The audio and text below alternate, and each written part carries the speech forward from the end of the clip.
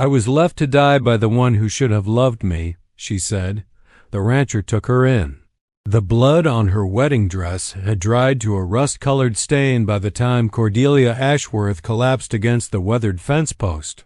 Her bare feet, cut and swollen from 3 days of walking across the unforgiving Texas plains, could carry her no further. The sun blazed mercilessly overhead, and buzzards circled in the distance like harbingers of death. She had nothing left. No family to return to. No husband to call her own. No future beyond this moment of surrender. What she did not know was that salvation often comes disguised as a stranger with calloused hands and eyes that have seen too much suffering. Thaddeus Kane had been riding the boundary of his ranch when he spotted the figure slumped against his fence. At first, he assumed it was another drifter looking for work or handouts. The drought had driven many desperate souls across his land. But as he drew closer, his weathered face hardened with concern. A woman, young, wearing what had once been a beautiful white gown, now torn and stained with dirt, blood, and tears. Her dark hair hung in matted tangles around a face that spoke of both beauty and recent trauma. Even unconscious, she clutched something tight against her chest. Thaddeus dismounted his bay gelding and knelt beside her, checking for signs of life. Her pulse was weak but steady. Dehydration and exhaustion had claimed her consciousness, but she would live if he acted quickly. He lifted her carefully, noting how light she felt in his arms, how her body seemed to fold into itself like a broken bird. The object she clutched was a crumpled photograph. Even from his brief glimpse, he could see it showed a man in a fancy suit standing beside this same woman, both smiling on what appeared to be their wedding day.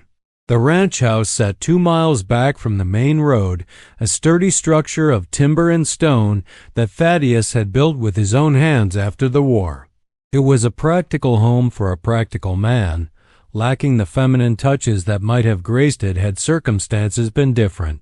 The front porch offered shade, and the well out back promised the clean water this woman desperately needed. Thaddeus carried her inside and laid her on the sofa in his modest parlor. The room smelled of leather, tobacco, and the lingering aroma of morning coffee. Sunlight filtered through simple curtains, casting gentle patterns across the wooden floor. He fetched water and cloths, then set about the careful work of tending to her injuries. Her feet were in the worst condition, cut by rocks and thorns, blistered from walking in unsuitable shoes that she had apparently lost somewhere along her journey. Her hands bore similar wounds, and her face was sunburned despite the protection her hair might have offered. As he cleaned her wounds with gentle efficiency, Thaddeus found himself wondering what had driven this woman to walk barefoot across the Texas wilderness in a wedding dress. The gown was expensive, made of fine silk and delicate lace that spoke of wealth and careful planning. Yet here she was, alone and injured, clutching a photograph like a lifeline to a life that had clearly crumbled. Cordelia stirred as the cool water touched her fevered skin. Her eyelids fluttered, revealing eyes the color of storm clouds, gray-green and filled with a wariness that suggested recent betrayal. She tried to sit up, panic flooding her features as she took in her unfamiliar surroundings. "Easy now," Thaddeus said, his voice carrying the quiet authority of a man accustomed to gentling spooked horses. "You are safe here. I found you collapsed on my land." She studied his face with the desperate intensity of someone who had learned not to trust easily. Thaddeus Kane was not a handsome man in the classical sense, but his features held an honest strength that spoke of integrity. His brown hair was streaked with premature silver, and lines around his blue eyes suggested a man who had faced both laughter and sorrow. His hands, she noticed, were steady and sure as he tended to her wounds. "Where am I?" she whispered, her voice hoarse from dehydration and disuse. "My ranch, about 15 miles northwest of Cedar Grove. The name is Thaddeus Kane." He continued his careful ministrations, not pushing for information she might not be ready to share. "You have been unconscious for several hours. When did you last eat?" Cordelia tried to remember. The days since her wedding had blurred together in a haze of shock, betrayal, and desperate flight. "I cannot recall," she admitted. Thaddeus nodded without judgment. "I will prepare something simple. Your stomach will need time to adjust." He rose and moved toward the kitchen, pausing at the doorway. "There are clean clothes in the bedroom if you wish to change. They belonged to my sister, but she was about your size." The kindness in his voice nearly broke her composure. After 3 days of believing herself completely alone in the world, this stranger's simple offer of food and clothing felt like a miracle she did not deserve. "Why are you helping me?" she asked, the question escaping before she could stop it. Thaddeus turned back, his expression thoughtful. "A man who would not help a woman in distress is no man at all," he said simply. "Rest now. We can talk when you have recovered your strength." Alone in his parlor, Cordelia allowed herself to truly look at her surroundings. The room was sparse but comfortable, furnished with well-made pieces that spoke of quality rather than ostentation. A stone fireplace dominated one wall, and bookshelves lined another. She could see titles ranging from practical farming manuals to classic literature. This was the home of an educated man, despite his rough exterior. She looked down at the photograph still clutched in her hands. Marcus Whitmore smiled back at her from the faded paper, his arm around her waist, his expression one of satisfied possession rather than love. She had been too young and naive to recognize the difference then. The memory of their wedding day 3 days ago felt like a lifetime. She had stood at the altar of Cedar Grove's finest church, surrounded by the town's most prominent citizens, believing herself the luckiest woman alive. Marcus Whitmore was wealthy, respected, and had chosen her from among all the eligible young ladies in town. What she had not known was that he had chosen her specifically because of her youth and inexperience, because she would be easy to control and unlikely to question his darker appetites. The wedding reception had been lavish, held at the Whitmore mansion on the hill overlooking Cedar Grove. Cordelia had felt like a princess in her expensive gown, dancing with her new husband while the elite of society looked on approvingly. Her own parents had died in a fever epidemic 2 years earlier, leaving her with only a modest inheritance and the guardianship of the local pastor. Pastor Williams had been thrilled when Marcus Whitmore expressed interest in marrying his ward. A nightmare had begun that very night. Marcus had shown his true nature once they were alone in the bridal suite. The mask of gentility had fallen away, revealing a man whose wealth had corrupted him beyond redemption. He had expected complete submission, and when Cordelia had shown the slightest hesitation or fear, his response had been swift and brutal. But it was not just his treatment of her that had opened her eyes. In the days following their wedding, she had overheard conversations that revealed the extent of his depravity. His business dealings were built on fraud and intimidation.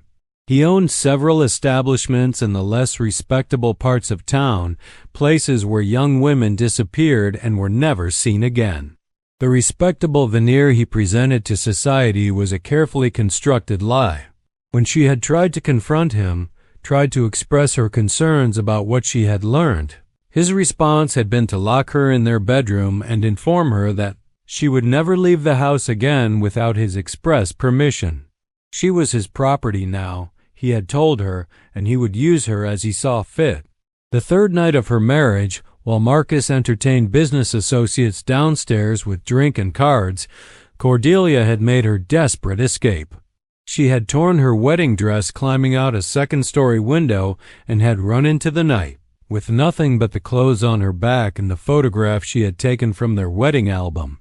She had hoped to reach the neighboring town of Millbrook, where she remembered her mother mentioning distant relatives. But the journey was longer and more treacherous than she had anticipated. Her delicate wedding shoes had not lasted the first day, and she had been forced to continue barefoot across terrain that seemed designed to break the spirit of anyone foolish enough to cross it alone.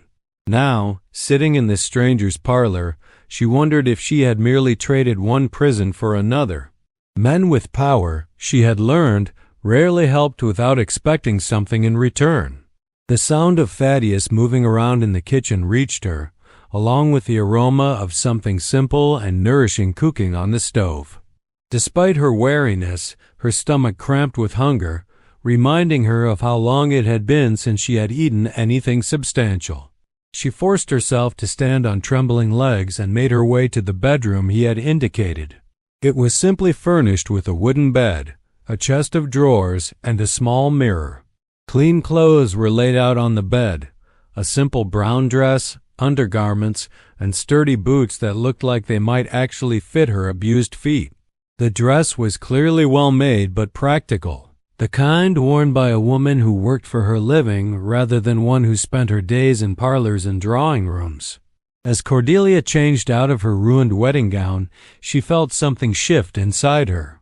The expensive silk and lace had represented everything she had thought she wanted: security, status, a place in respectable society.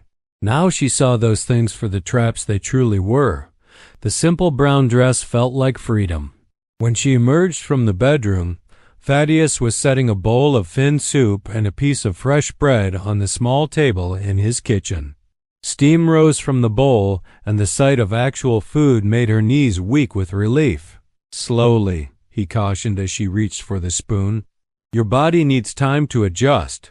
She nodded and forced herself to take small sips of the broth. It was simple fare, vegetables, and a bit of meat in a clear stock, but it tasted better than anything she could remember eating. The bread was fresh baked, probably that morning, with a crust that crackled when she bit into it. As she ate, Thaddeus busied himself with small tasks around the kitchen, giving her space while remaining close enough to help if she needed it. His movements were economical and sure, those of a man accustomed to taking care of himself and his surroundings. "The clothes fit well enough," she said finally, breaking the comfortable silence. "They belong to my sister, Catherine. She passed through here about 2 years ago on her way to California with her husband." His tone was matter-of-fact, but she caught a note of sadness in it. "Left some of her things behind, said the wagon was already too heavy for the mountains. Do you hear from her?" "Letters, when the mail gets through. She seems happy enough. Her husband is a good man, treats her well." He glanced at the photograph she had placed on the table beside her bowl. "Cannot say the same for all men, it seems." Cordelia followed his gaze and felt her appetite fade. "No," she said quietly. "They cannot." Thaddeus poured himself a cup of coffee and sat across from her at the small table. "I am not going to press you for details," he said, "but if there is someone looking for you, someone who might bring trouble to this place, I need to know." She met his steady gaze, seeing no judgment there, only practical concern. "My husband," she said, the word tasting bitter on her tongue. "Marcus Whitmore of Cedar Grove. We were married 3 days ago." Recognition flickered in Thaddeus's eyes. "I know the name. Wealthy man, owns considerable property in town. He owns people too," Cordelia said, surprised by the bitterness in her own voice. "Or thinks he does. I learned things about him, about his business, things that no decent person should know. When I tried to leave, he made it clear that I was his property now to use as he saw fit." Thaddeus's jaw tightened almost imperceptibly. "And so you ran." "So I ran." She looked down at her hands, noting how the simple work of eating soup had made her feel stronger. "I have nowhere to go. No family. No friends who would take me in against Marcus's wishes. He has influence, money. People in Cedar Grove will do what he tells them." "Cedar Grove is 15 miles from here," Thaddeus said. "Different county, different sheriff. Marcus Whitmore's influence does not reach this far." Hope flickered in her chest, fragile as a candle flame in wind. "You would let me stay?" "For now," he said carefully. "Until you decide what you want to do next. But I will not lie to you about what that means. This is a working ranch. I cannot afford to keep anyone who does not contribute. If you stay, you work."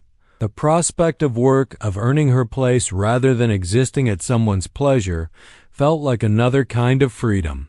"I can work," she said quickly. "I can cook, clean, tend animals.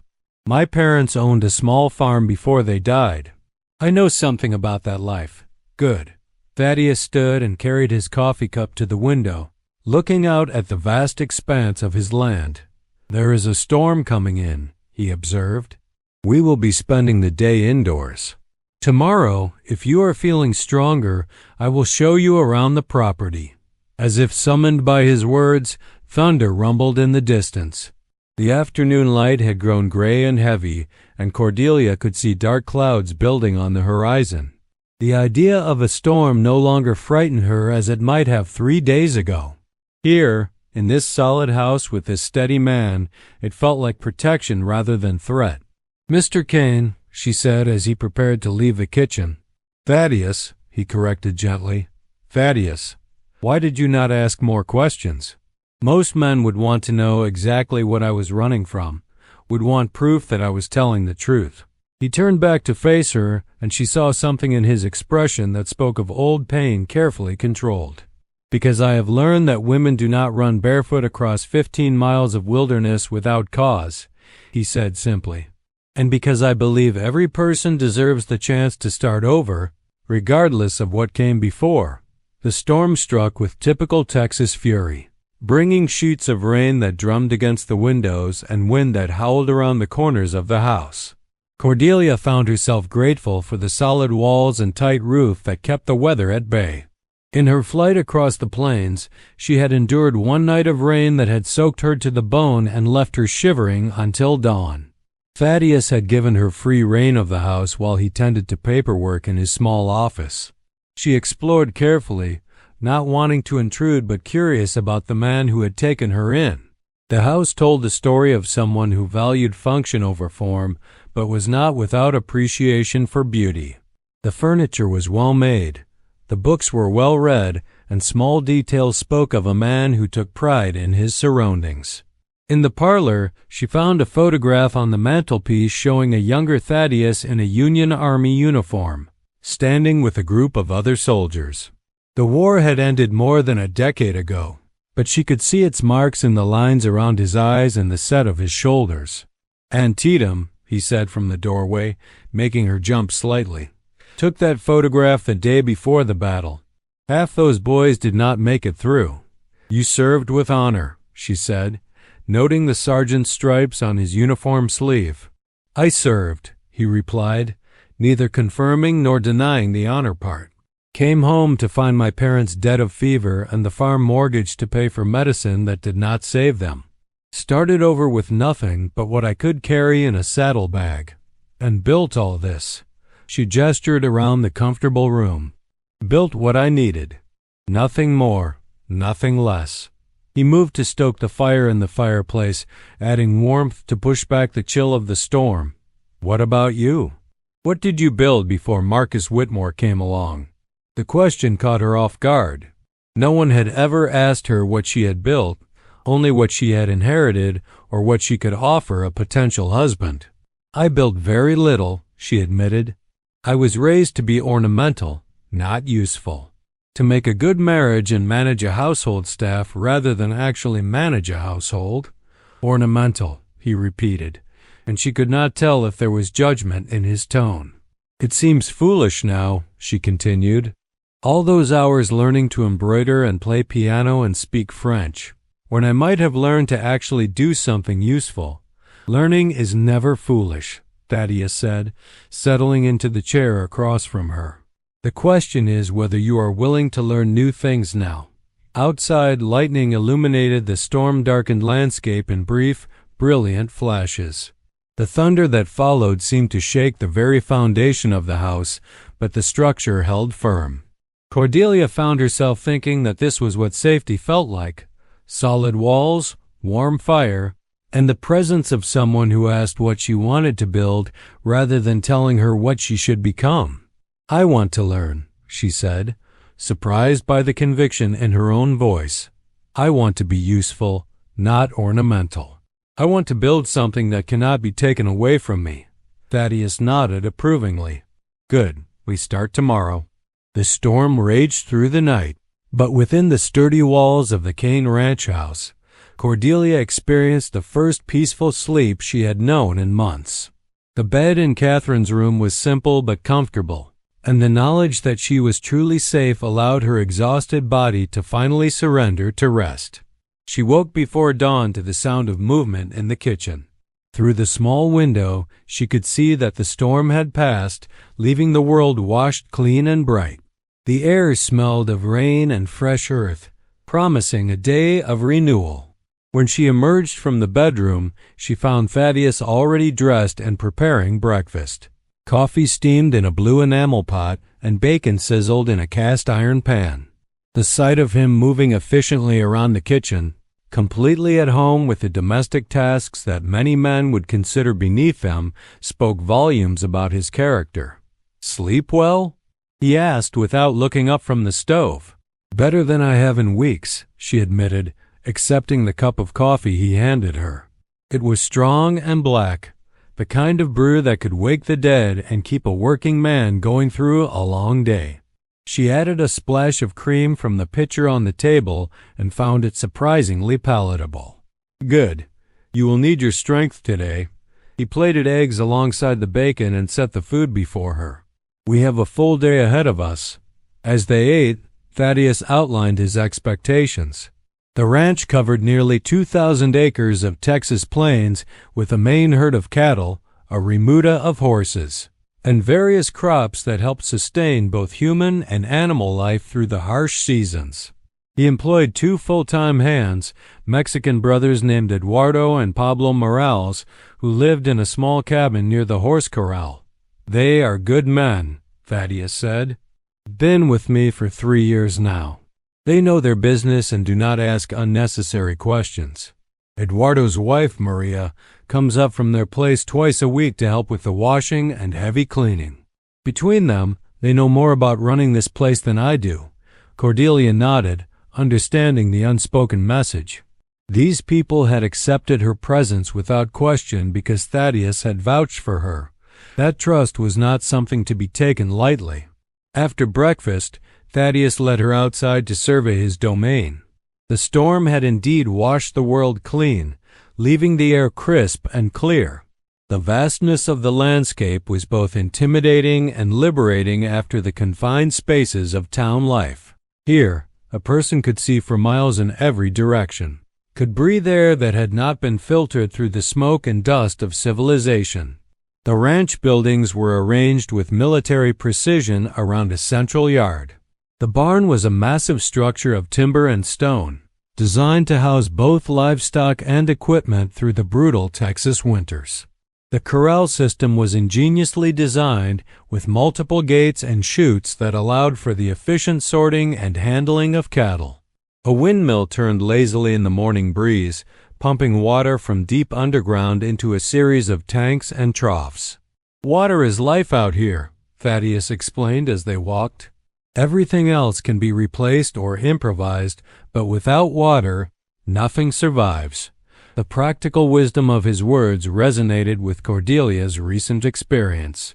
She had learned firsthand how quickly civilization's comforts could disappear, how survival came down to the most basic necessities: water, food, shelter, and safety. They walked to the horse corral, where a dozen animals of various sizes and colors moved with the easy grace of creatures born to the open range. Thaddeus pointed out his favorites: the bay gelding that had carried him to find her, a spirited mare with intelligent eyes, and an older horse whose scars spoke of years of faithful service. "Can you ride?" he asked. "Some," Cordelia replied. "Side saddle mostly. For pleasure rides in the park." Thaddeus made a sound that might have been amusement. "We will need to remedy that. Out here, a horse is not a luxury but a necessity. You cannot work cattle from a side saddle." The morning progressed with a tour of the property's various operations. The vegetable garden, maintained primarily by Maria Morales, provided fresh produce through the growing season. Root cellars carved into the hillside stored potatoes, onions, and other crops through the winter months. A smokehouse preserved meat from both domestic animals and the wild game that roamed the region. Everything had a purpose, Cordelia realized. Nothing was wasted, nothing was purely decorative. It was a way of life completely foreign to her previous experience, but appealing in its honesty and efficiency. Eduardo and Pablo Morales proved to be exactly as Thaddeus had described them: competent, hard-working men who accepted her presence with polite curiosity but no judgment. Their English was limited but functional, and they seemed genuinely pleased to have another person around who could help with the endless tasks that kept the ranch functioning. As the day progressed, Cordelia found herself assigned to increasingly demanding tasks. She helped Maria hang laundry on lines strung between the house and barn, learning to judge wind direction and clothespin placement to ensure everything dried properly without being blown away. She assisted Eduardo with feeding the chickens, discovering that the seemingly simple task required timing, patience, and a thorough understanding of chicken psychology. The work was harder than anything she had ever done, but there was satisfaction in it that surprised her. At the end of each task, she could see tangible results: clean clothes flapping in the breeze, contented chickens pecking at their feed, a garden free of weeds that might choke the growing vegetables. By midday, her muscles ached in ways they never had before, but it was a good ache, the kind that spoke of useful effort rather than idle discomfort. When Thaddeus called a halt for the noon meal, she was genuinely hungry rather than merely following social convention. They ate in the kitchen, a simple meal of bread, cheese, and cold meat left from breakfast.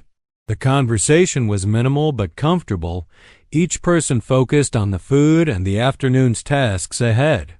It occurred to Cordelia that this was what family meals might be like in a working household: functional rather than ceremonial, nourishing rather than performative.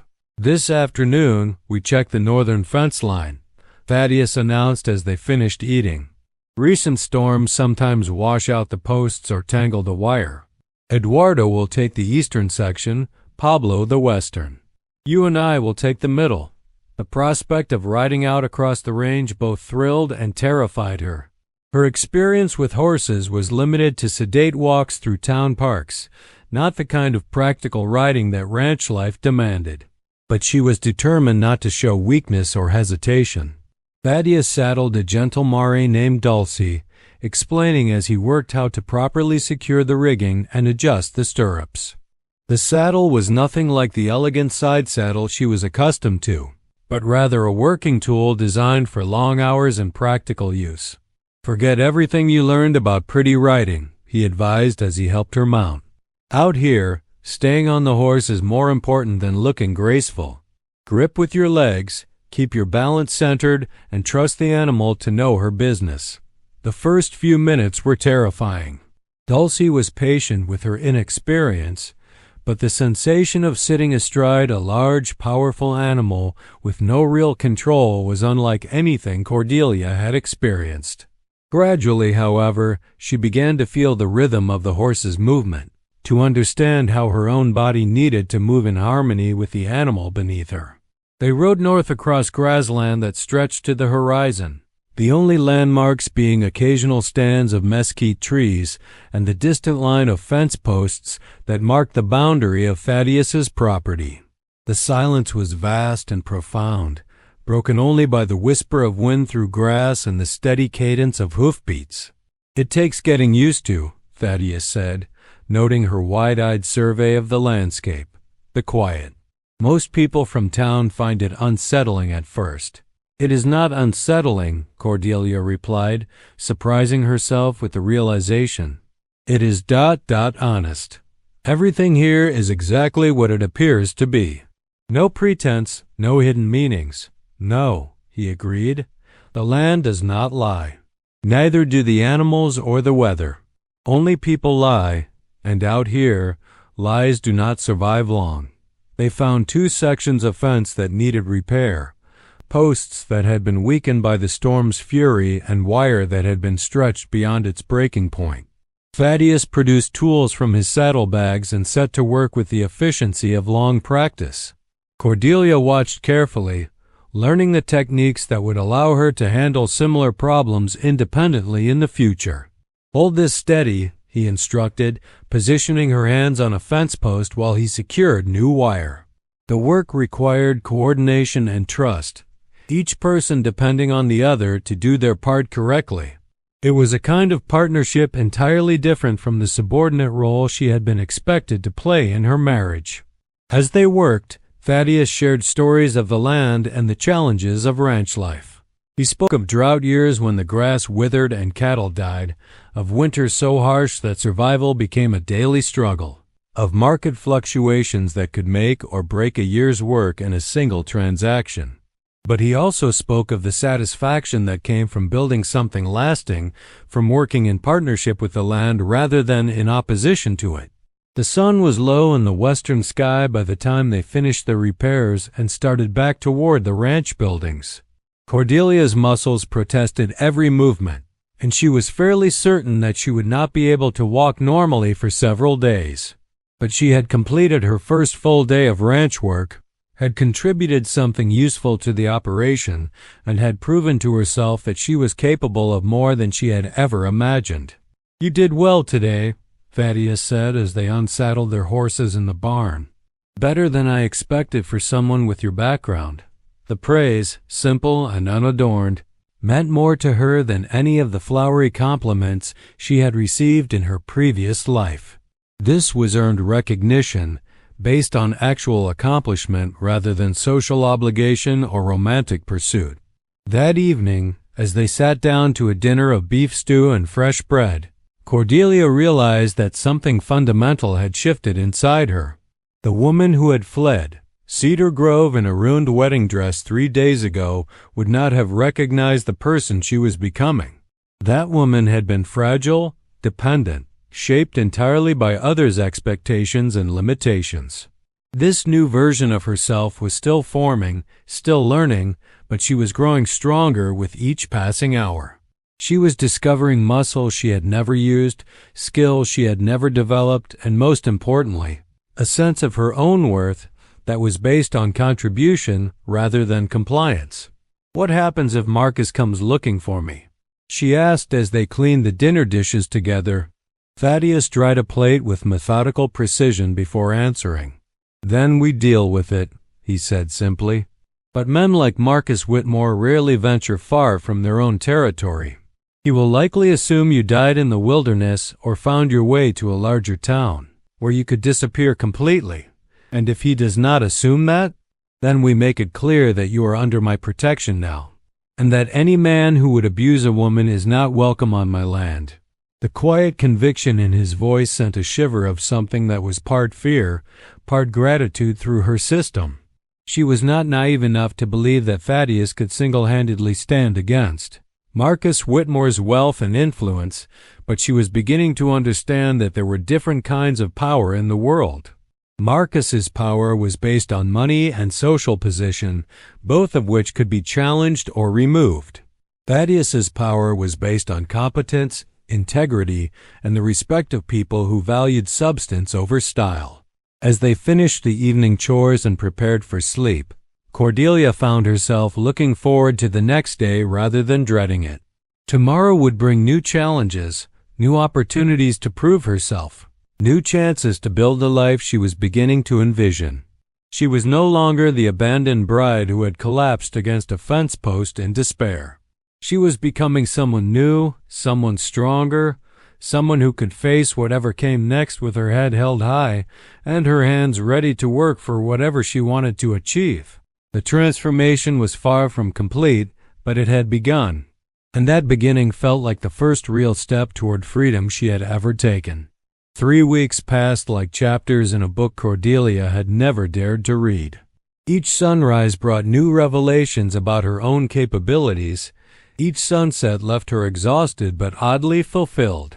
Her hands, once soft and carefully tended, now bore the honest calluses of real work. Her body, previously weak from a life of leisure, had grown strong and capable. She could now saddle her own horse, repair basic fence damage, and help with the countless tasks that kept the ranch functioning. More importantly, she had begun to understand the rhythm of this life, the way each season demanded different skills and preparations, the delicate balance between human ambition and natural forces. Thaddeus proved to be a patient teacher, neither condescending to her inexperience nor pushing her beyond her current abilities. He seemed to understand instinctively when to offer guidance and when to let her figure things out for herself. Under his steady influence, she was becoming someone she barely recognized but deeply admired. The Morales family had accepted her completely into their working partnership. Maria taught her the intricacies of preserving food for the winter months, while Eduardo and Pablo shared their knowledge of reading weather signs and animal behavior. She was no longer a guest being tolerated but a contributing member of their small community. On this particular morning, as Cordelia hung laundry behind the house, she noticed dust rising on the eastern horizon. Living on the ranch had sharpened her awareness of such things. Unexpected visitors usually meant either opportunity or trouble, and the speed of the approaching riders suggested urgency rather than social calling. Thaddeus emerged from the barn, his expression serious as he studied the dust cloud. Eduardo and Pablo appeared from the corral, their hands moving instinctively to check their firearms. The easy camaraderie of routine work had shifted instantly to the wariness of men who understood that isolation meant self-reliance in all matters, including defense. How many? Thaddeus called to Eduardo, who had the best eyesight among them. 3 riders. Coming fast. Cordelia felt ice forming in her stomach. She had known this day might come, had even prepared herself for it mentally. But the reality was more terrifying than her imagination had conjured. Marcus Whitmore had finally come for his runaway wife. "Go to the house," Thaddeus said quietly, his eyes never leaving the approaching riders. "Stay inside, away from the windows." But Cordelia found herself unable to move. After 3 weeks of growing stronger, of learning to face challenges head-on, the thought of hiding while others dealt with her problems felt like a betrayal of everything she had become. "No," she said, surprising herself with the firmness of her voice. "If this is about me, then I need to face it." Thaddeus turned to look at her, and she saw something in his expression that had not been there before. Not pity or protectiveness, but respect. He nodded slowly. "Stay behind me, then. And if I tell you to run, you run." The riders resolved into clarity as they approached. Marcus Whitmore, resplendent in his expensive Eastern clothing that looked absurdly out of place on the Texas range, flanked by 2 men whose profession was written clearly in their faces and bearing. Hired guns, the kind of men who sold their skills to whoever paid the highest price and asked no questions about the morality of their assignments.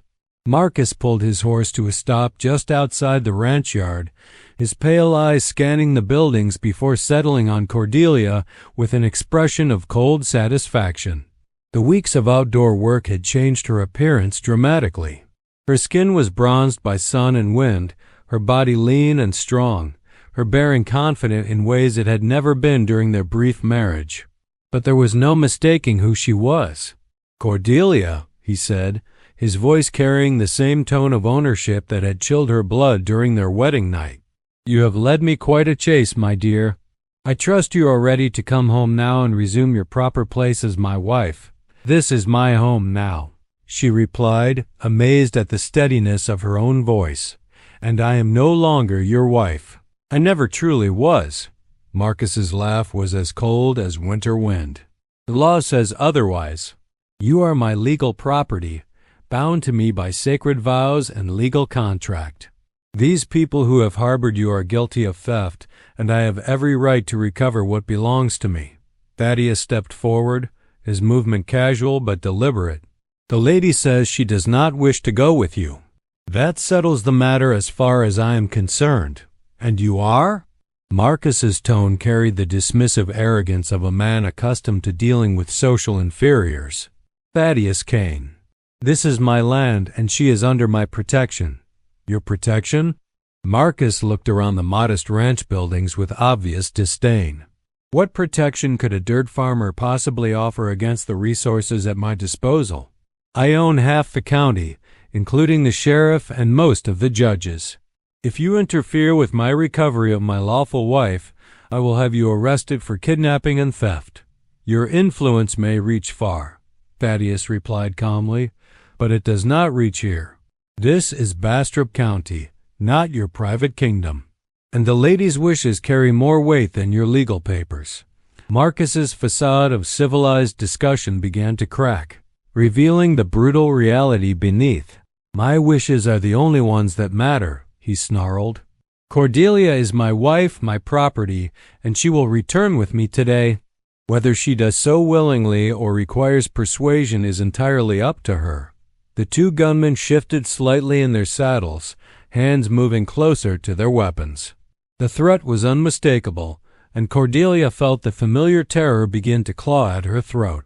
This was the moment she had dreaded, when Marcus's civilized mask fell away completely and revealed the monster beneath. But something unexpected happened.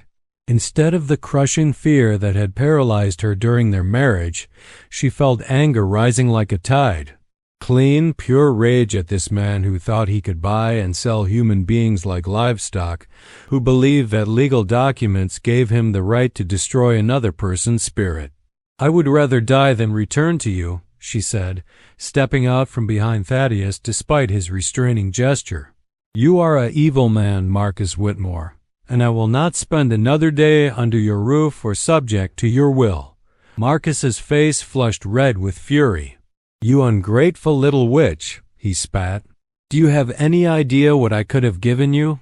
Wealth, position, everything a woman could desire? Instead, you choose to live like a common field hand with these peasants. I choose to live like a human being, Cordelia shot back. Something I could never do as your wife.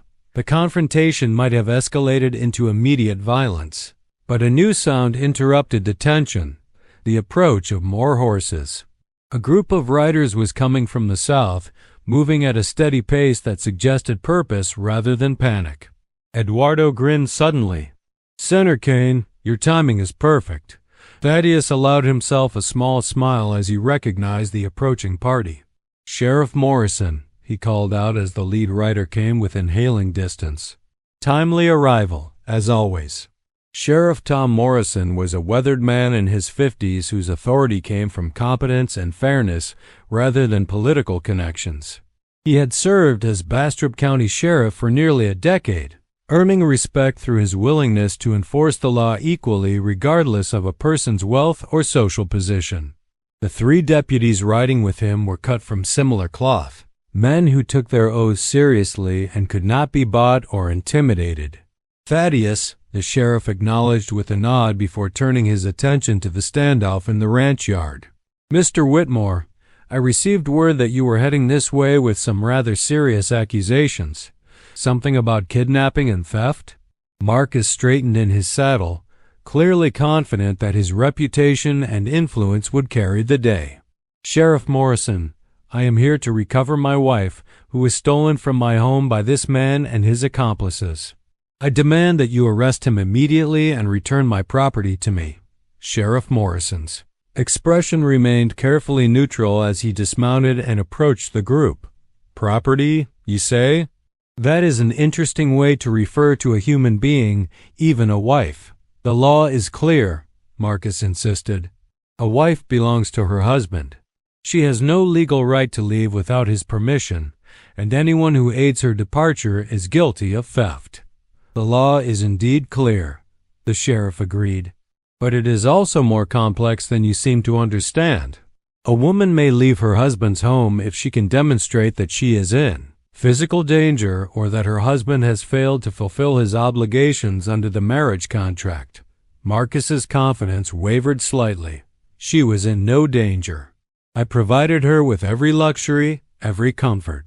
Mr. Whitmore, Sheriff Morrison said quietly, I have been investigating your business operations for several months now. The things I have learned about your character and methods suggest that any woman under your roof would indeed be in considerable danger. Color drained from Marcus's face as the implications of the sheriff's words sank in. You have no authority to investigate my private affairs. I have every authority to investigate criminal activity, regardless of who is involved. The sheriff's voice carried the weight of absolute conviction. Human trafficking, fraud, extortion. and several other charges that I believe will stick once we get you in front of a judge who cannot be bought." Marcus's hired gunmen began to look distinctly uncomfortable as they realized that their employer's situation was far more precarious than they had been led to believe. The promise of easy money was rapidly being overshadowed by the prospect of facing serious legal consequences. "You cannot prove anything," Marcus blustered, but his voice lacked its earlier confidence. "Actually, I can," Sheriff Morrison replied. "You see, some of the young women who disappeared from your establishments over the past year have been found. They have quite a lot to say about your business practices and personal habits. Combined with the testimony I expect to receive from your wife about her treatment during your brief marriage, I believe we have more than enough evidence to ensure you spend a very long time in prison." Cordelia felt something she had never experienced before, the intoxicating sensation of watching her tormentor become the victim. Marcus Whitmore, who had seemed so powerful and untouchable just moments before, was now clearly a cornered animal facing the collapse of his carefully constructed world. But cornered animals were often the most dangerous. "If I cannot have her," Marcus snarled, his hand moving toward the gun at his hip, "then no one can." The next few seconds unfolded with the strange clarity that sometimes accompanies moments of extreme crisis. Marcus drew his weapon with the desperate speed of a man who had nothing left to lose. One of his hired gunmen, perhaps finally understanding the full scope of what he had been hired to do, began to reach for his own gun while the other threw up his hands in surrender. Thaddeus moved with the fluid efficiency of a man whose reflexes had been honed by war and frontier life. His Colt appeared in his hand as if by magic, the barrel swinging toward the greatest threat with mechanical precision. Sheriff Morrison and his deputies reacted with similar speed, their weapons clearing leather in a coordinated response that spoke of years of working together. But it was Cordelia who acted first. Without conscious thought, she stepped directly between Marcus and Thaddeus, her hands spread wide as if she could physically stop the bullets that were about to fly. The gesture was both brave and foolish, the action of someone who had finally found something worth fighting for and refused to see it destroyed. "Stop!" she shouted, her voice carrying across the ranch yard with surprising authority. "Enough blood has been shed because of me. I will not have more death on my conscience." Marcus hesitated, his gun wavering as he stared at his wife's transformed face. This was not the frightened, submissive creature he had married. This woman stood tall and unafraid, her gray-green eyes blazing with a strength he had never seen before. "You want me to choose?" Cordelia continued, her voice growing stronger with each word. "Then I choose. I choose freedom over security, honest work over idle luxury, and respect over submission. I choose a life where I am valued for what I contribute rather than what I represent. Most of all, I choose to stand with people who see me as a human being rather than a possession to be owned." She turned to face Thaddeus, and everyone present could see the emotion shining in her eyes. "I choose you, Thaddeus Kane, if you will have me, not as property or obligation, but as a partner in building something real and lasting." The moment stretched taut as a bowstring, balanced on the edge of violence or resolution. Marcus still held his gun, his face twisted with rage and defeat. The hired gunman waited for orders that might never come. Sheriff Morrison and his deputies maintained their vigilant readiness to end the threat if necessary. But Thaddeus slowly holstered his weapon and stepped forward to stand beside Cordelia, his hand finding hers with gentle certainty. "I would be honored," he said simply. Marcus Whitmore looked around the ranch yard, seeing his isolation and defeat reflected in every face. His hired gunmen had lowered their weapons and were clearly preparing to distance themselves from their employer's fate. Sheriff Morrison waited with the patience of a man who knew that justice would prevail regardless of how long it took. The fight went out of Marcus all at once, his shoulders sagging as he finally understood that his world of purchased loyalty and intimidated compliance had crumbled beyond repair. He lowered his gun and let it fall to the dust of the ranch yard. "Take him," Sheriff Morrison ordered his deputies, who moved forward to secure the prisoner. "Mr. Whitmore, you are under arrest for multiple charges including human trafficking, extortion, and attempted murder. You have the right to remain silent, though I suspect you will want to speak with a lawyer very soon." As the deputies led Marcus away, he turned back for one last look at the woman who had destroyed his carefully constructed empire simply by refusing to accept her assigned place in it. Cordelia met his gaze without flinching, her hand still clasped in Thaddeus's, her expression one of pity rather than triumph. "I truly hope you find peace someday, Marcus," she said, "but you will not find it by trying to own other people." The hired gunmen departed quickly, eager to distance themselves from the legal troubles that would surely follow. Sheriff Morrison lingered long enough to take Cordelia's statement about her treatment during her marriage, documentation that would be crucial in ensuring Marcus's conviction. As the dust settled and normal quiet returned to the ranch, Cordelia found herself standing in the yard with Thaddeus, Eduardo, Pablo, and Maria, the people who had become her chosen family over the past weeks. The crisis that had loomed over her life for so long was finally resolved, but more importantly, she had discovered who she truly was when stripped of all pretense and external expectation. "So," Thaddeus said, his blue eyes warm with affection and respect, "I believe you mentioned something about partnership." Cordelia smiled, feeling the last chains of her old life fall away completely. "I did indeed. Though I should warn you, I am still learning what that means." "Then we will learn together," he replied. "We have nothing but time." As the sun set over the Texas plains, painting the sky in shades of gold and crimson, Cordelia realized that her journey was not ending but truly beginning. She had been left to die by the one who should have loved her, but she had been saved by someone who valued her for exactly who she was becoming.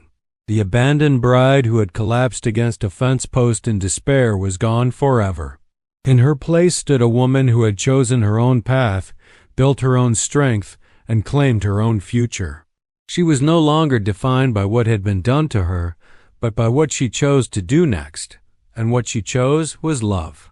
Not the possessive, destructive passion that Marcus had offered, but the steady, respectful partnership that grew from mutual admiration and shared purpose. Love that was earned rather than demanded, given freely rather than extracted by force. The ranch stretched around them in all directions, vast and full of possibility. There would be challenges ahead, seasons of hardship and abundance, moments of doubt and certainty. But they would face them together, as equals, building something that could not be bought or sold or taken away.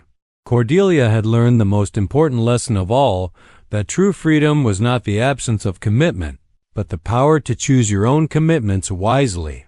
She had chosen Thaddeus, the ranch, and the life they would build together. But most importantly, she had chosen herself. The woman who had once been ornamental had become essential. The woman who had once been owned had become free. The woman who had once been abandoned had found her home.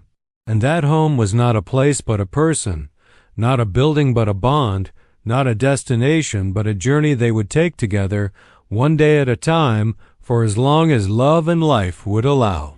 In the gathering twilight, as the first stars appeared in the darkening sky, Thaddeus and Cordelia walked hand in hand toward the house they would share, ready to write the next chapter of their story together. Behind them, the plains whispered with wind and possibility, vast and eternal and free. The months that followed would test their resolve in ways neither could have anticipated. The trial of Marcus Whitmore became a sensation throughout Texas, drawing newspaper reporters from as far away as Dallas and Houston. Cordelia's testimony proved devastating to his defense, her quiet dignity in the witness box contrasting sharply with his desperate attempts to paint himself as the wronged party.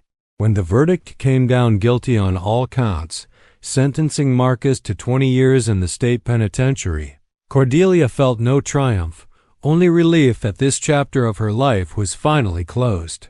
She had testified not for revenge but for justice, speaking for the other women who had suffered under his cruelty and could not speak for themselves.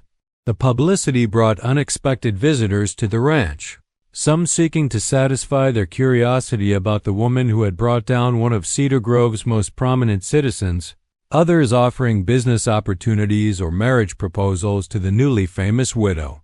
Thaddeus and Cordelia received them all with polite courtesy but firm boundaries, making it clear that they had no interest in becoming public figures or capitalizing on their notoriety. What mattered to them was the life they were building together, one day at a time, one season at a time. The ranch prospered under their joint management, Cordelia's organizational skills complementing Thaddeus's practical knowledge in ways that benefited every aspect of the operation. The Morales family remained their closest neighbors and dearest friends, creating a community based on mutual respect and shared purpose rather than social obligation or economic necessity. On a crisp morning in late autumn, nearly a year after Cordelia's arrival at the ranch, she stood on the front porch watching the sunrise paint the eastern sky in shades of gold and rose. Her hand rested on the gentle swell of her abdomen, where new life grew beneath her heart.